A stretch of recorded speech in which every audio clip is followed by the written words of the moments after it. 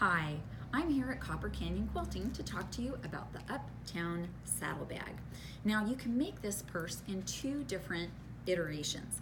One is the segmented purse where it has these little flange pieces as accents. The other way is to do it in the unsegmented version, and that gives you a lovely big expanse to either use a focus fabric, or you can do something like I did and put a decal of the Seattle skyline on it. Some people use embroidery. It's a great place to really embellish. So the nice thing about this purse is it's got three big pockets. You've got this original pocket in the front, you've got a zip pocket for secure items, and you can even fit in a sweater if you want to.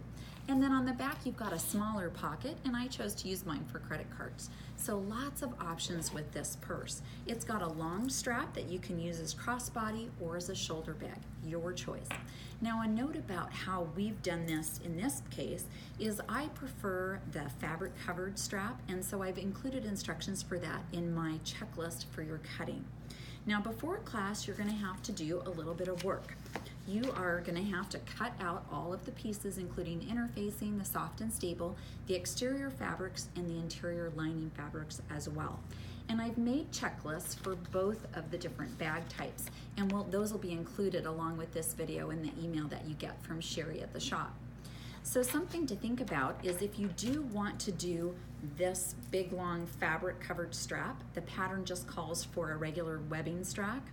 You might want to cut that first, as you can do it with one big long piece out of your fabric before you start cutting the other pieces. Something to think about if you decide to make this segmented version, this is actually from one particular fabric. It's a gradated fabric, and I had to position each one of these pattern pieces separately in order to get the colorway that I want. That part wasn't so hard, but the part that was really challenging is recognizing that on the back, if I want to have this pattern piece and this pattern piece have the same colorway, I had to position those pattern pieces together. Now on her pattern pieces in the pattern, she does include notches. Those are very important. Make sure you cut those out along with your pattern piece.